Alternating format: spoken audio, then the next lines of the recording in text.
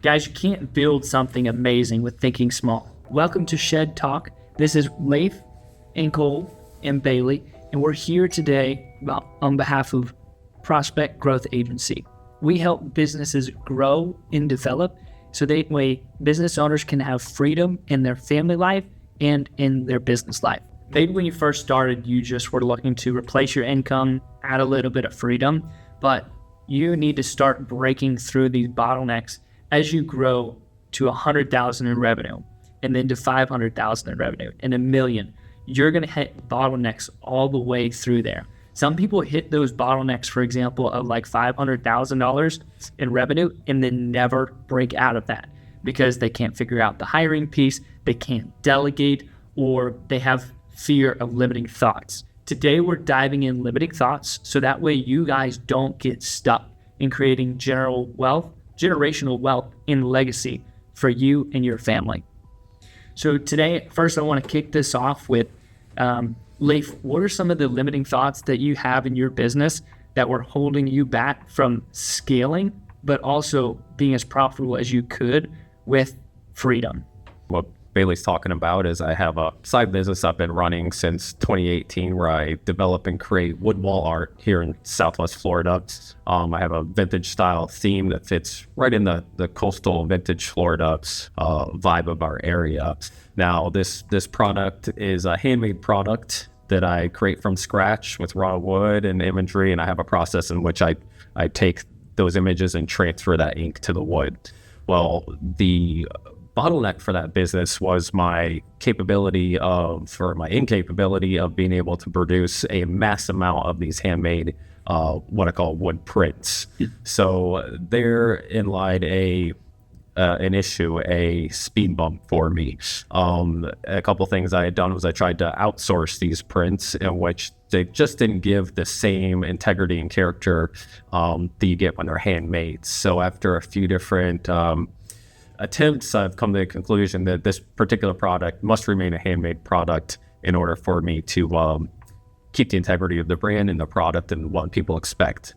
So my mindset during this era when I'm building this business was not large enough. I restricted myself to thinking that my customer base was only South Florida, where we're from, and that, people would get my product and it wouldn't be really in demand after a couple years, let's say. I figured everyone's in my area is gonna buy one of these prints and they're gonna be good forever. So mentally, I wasn't thinking large enough to even get past some of these barriers that I had for growth. Can I pause you there? Absolutely. So one thing I want to point out is identifying limiting thoughts. So like, you know what they say in like rehab, the first problem, or getting over the problem is first admitting. There's something like that. And learning how to identify them is huge. So I want to touch on two that you just mentioned. One, you try to delegate, and most people try to delegate in this industry or any business in general. And then the first experience with it, 100% is almost always bad. And then they say, okay, this doesn't work like this. I can't do it. I have to try something else, which you've shifted in that direction. So this is the first limiting thought. The other limiting thought is the fact of, hey, only X amount of people will want this or buy this. I'll just make it for a few years and then it will no longer be relevant. Mm-hmm. Same thing with marketing. That's a limiting thought is, I put out so much content. I can't say the same thing but differently and it be heard by more people. Like right. I put it out once, now I can't say that same topic or talk on that topic. It is a different format. Yep. And so like those are two limiting thoughts that could possibly bottleneck you or hold you back, but you've chosen to break through some of these limiting thoughts in a different way. Yep. You mind keep going? Yeah, absolutely. You're totally right. Both those factors were highly limiting factors that actually didn't exist in real life. That was my mindset holding me back, and I did try to delegate, and because of the nature of the product, again, I had a very hard time delegating because it's a specific craft. So this is what I did to break my limiting thoughts when it comes to my wood wall art business, okay? So this is my current business plan here. My standard wall art size is a foot by 30 inches, 12 inch by 30 inch. I sell those each for $75. Cost of goods and materials about $15. That leaves me a $60 profit, taking me about 23 minutes per piece to make, okay?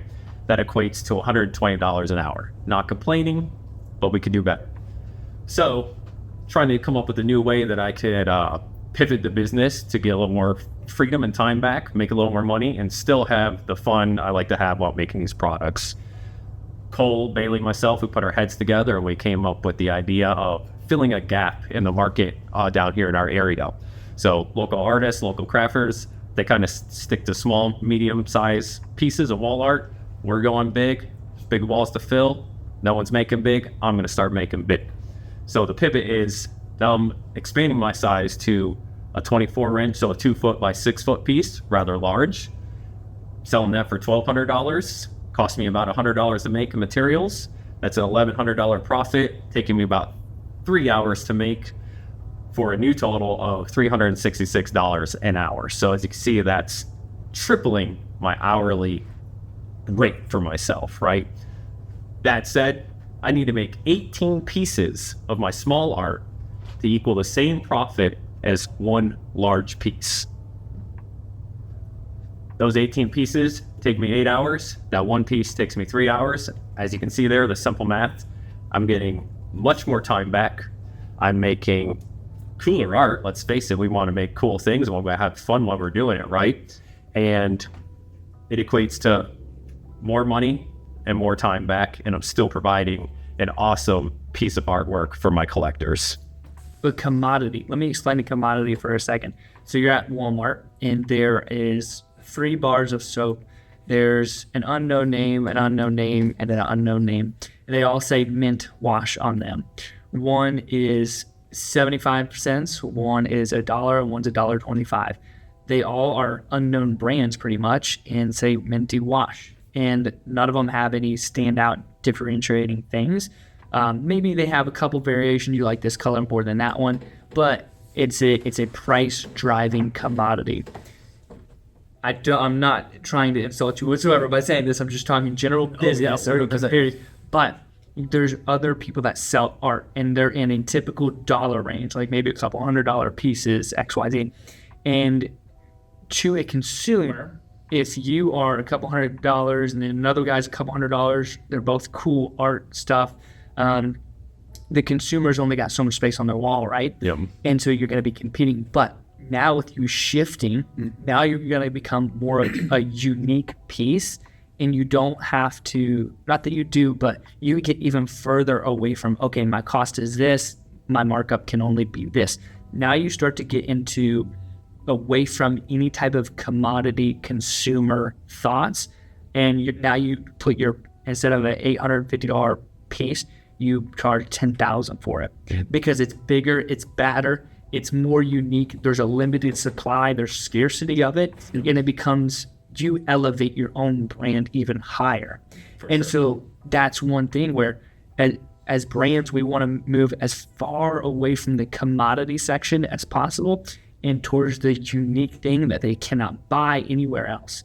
And so that's where you're moving, and I'm proud of you for doing that because, man, so many people don't make these shifts in their business because of limiting thoughts, because they're scared. Oh, I'd never get my quotes approved if they were this high.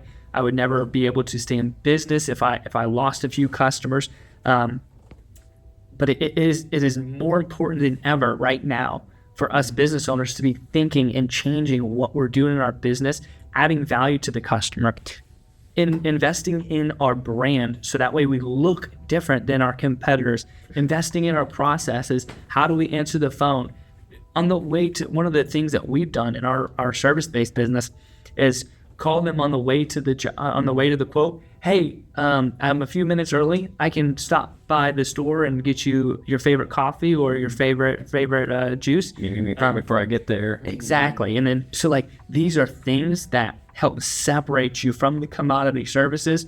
That is humongous. And so business owners, if you haven't, this podcast, this business, what we're trying to help you develop is break out of the mundane, break out of the 20 years operating in the same way. It's time to rethink, rebuild your business, and get to it.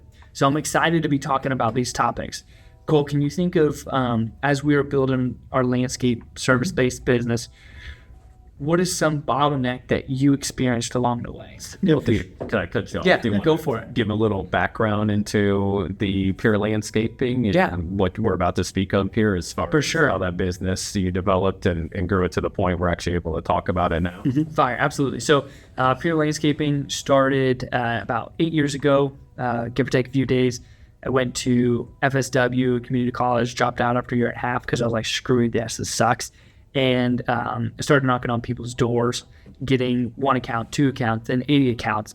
And it was mostly just cutting grass. Then I started doing landscape projects and met my wife. She added a whole design component. And then we were able to, once we added that design component and she built us a brand, we were able to move away from the commodity and more towards the unique. And we started to get more projects. Our average project was about $3,000 for our first few years. Cole came on board. He brought some sales experience. Also, him and I both dove into other people who are teaching sales training and development and how to grow a business. And we learned a ton, hired some coaches and consultants.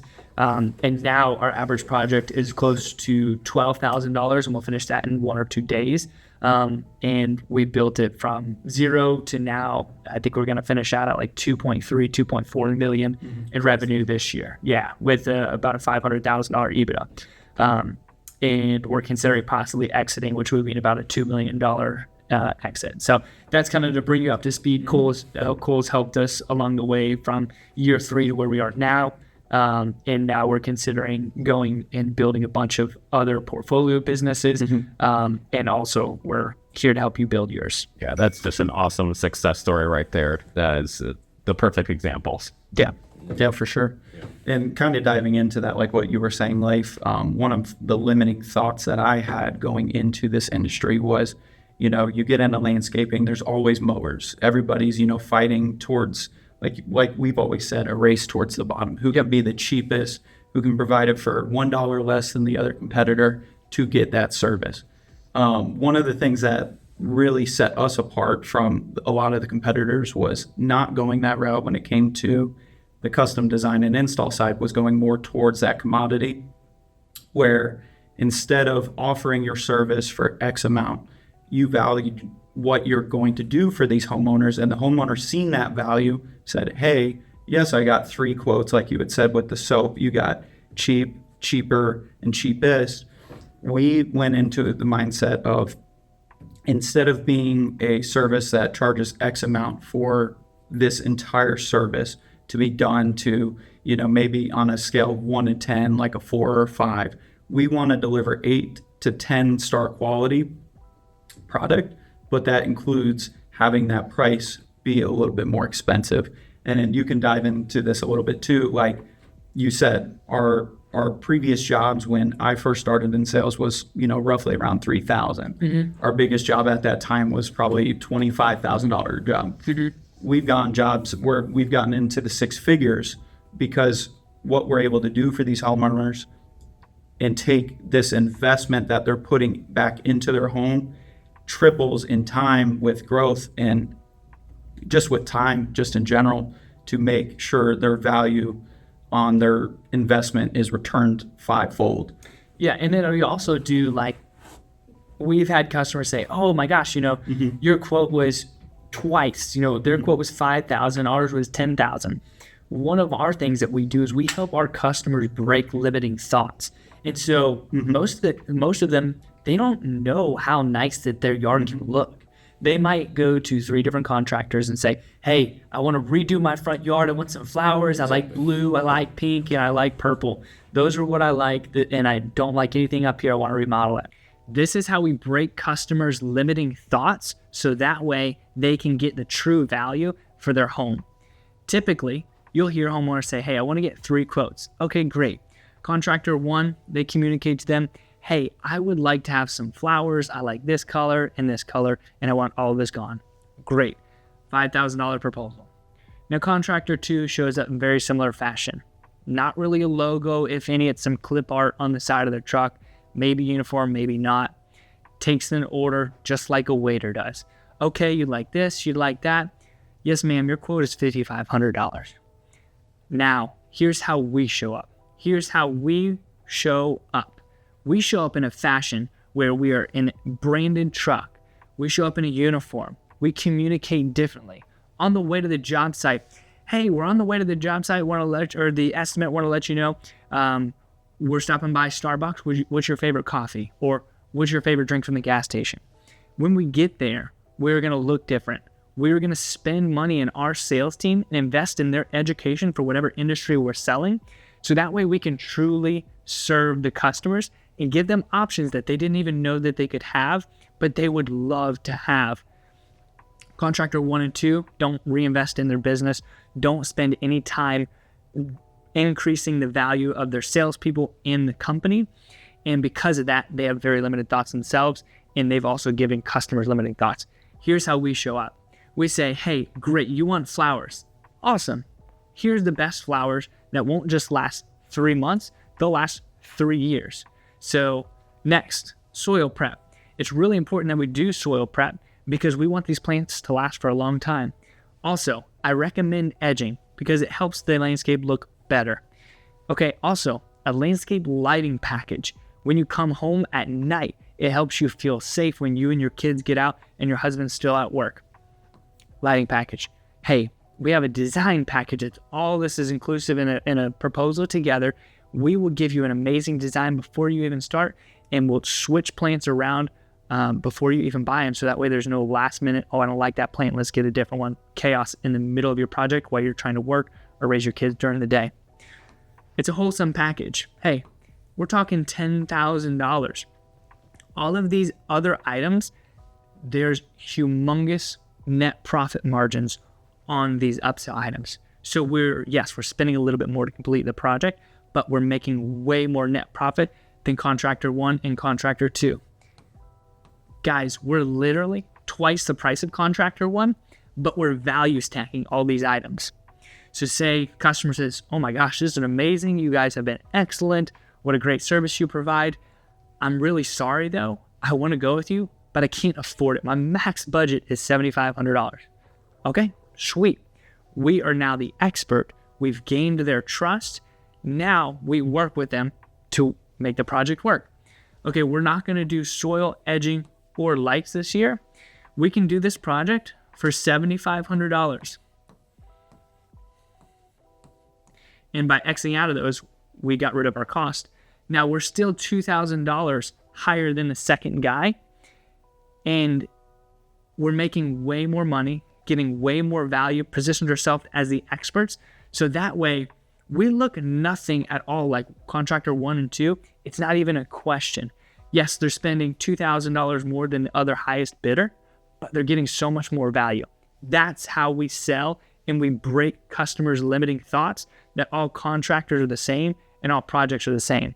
You may know that your project, how you deliver, how you operate, and the outcome of your project is different than contractor 1 and 2, but this is how we have to learn to articulate to our clients to break their limiting thoughts when it comes to your project proposals. Like one of the things we did to help increase our jobs, we created not only a sales training that our sales guys follow, but also pamphlets. We have an incredible pamphlet, tells a little bit about the company, tells a little bit about our process. If a customer cannot see the value or not necessarily value, that's another subject, but if they can't see the path that they're going to go along, it's scary for a consumer to give you $5,000-$10,000 for a deposit and hope that you're going to do everything you're supposed to. For sure. But we give them an outline. Here's day 1 of designing. Here's day 2 of revision. Here's day 3. The whole process of the vehicle that they're about to co-sign on and give you a lot of their hard-earned money on. Exactly. And then the next part of that pamphlet, it goes through plants. It goes through mulch. It goes through all their options of what they can choose, upsell or downsell, all the way to the landscape lighting. And then the last page is conversion to have them sign up for maintenance before the project even starts to convert them to be a lifetime customer. No other company that in our area is going to that extent to serve, add value. And so that's what separates us from the commodity to a unique value offer. 100%. And something to add to that, the readability for the consumer to understand the process. Right. That's a huge customer service experience right there. Like I'm sure we've all found out, customer service is a gigantic part of running a business. You could make a mistake. You could, make a mistake of some kind. And if you have great customer service, it's more forgiving and people have a little more leeway with you. You're developing that friendship and doing literally everything you can to keep the customer happy. In my personal life, in my daily life, I'm kind of only available during certain hours of my personal life. But if I ever get a phone call from one of my stores or a collector, I answer that call no matter where I am. I could be in a park, I could be on a roller coaster, I could be anything. My main goal is to pick up that call and do everything I possibly can to make that customer happy. And to throw back to the wood print business that we were speaking about earlier in the commodity thing, that is a reason why I have switched to a different the sizing of my artwork, because I've noticed over the years market testing was huge. I get out there in stores, I get out there in markets in person and selling this stuff in person. I'm able to get instant feedback from my collectors. Find your market niche, find what's working and find what's missing. Right. And focus on that. Absolutely. Because building a business, we're solving a problem in some way. Whether we're building we're offering sunglasses, the problem, the sun's in our eyes, UV is bad. We're solving it with a pair of sunglasses. So that's just some thoughts on how I broke through that barrier, and it corresponds to the commodity thing and kind of doing a pivot as you go. So this is how I broke limiting thoughts when it comes to running my sunglass business. Okay, one of my sales channels is sunglasses. I design and sell, and I have a fun time doing it. My customers love it, and I wanted to expand that line. I started with my item one, cost me $20 per unit. I sell them for $60. That gives me a $40 profit. I was happy with that. I was totally happy with that, but I wanted to expand my product line and offer my customers more options, right? They love to have the options, okay? So I went ahead and designed another pair. That pair cost me $40 a unit, but I'm able to sell those at $120, giving me an $80 profit. That went well. Both item 1 and 2 were selling, proving my customers wanted more options. Therefore, I came up with item 3, and I even higher end pair of sunglasses, okay? Those cost me $80 a unit. I sell them for $240. That gives me $160 in profit. So you can see here, my profit's going up as my options were increasing. My customers were loving what I'm offering. And now my item 2 and 3 are my top sellers, and 1 has dropped down to one of my lowest sellers. So the whole name of the game was profit here. Give me more freedom. Give me more time in my life. This is a scalable business here. I don't make these by hand. They are designed and then reordered. I work with the manufacturer to do so. So I'm not trading my time for money. And that gives me the freedom, the profit, and still being able to create the things I want to create. These limiting thoughts.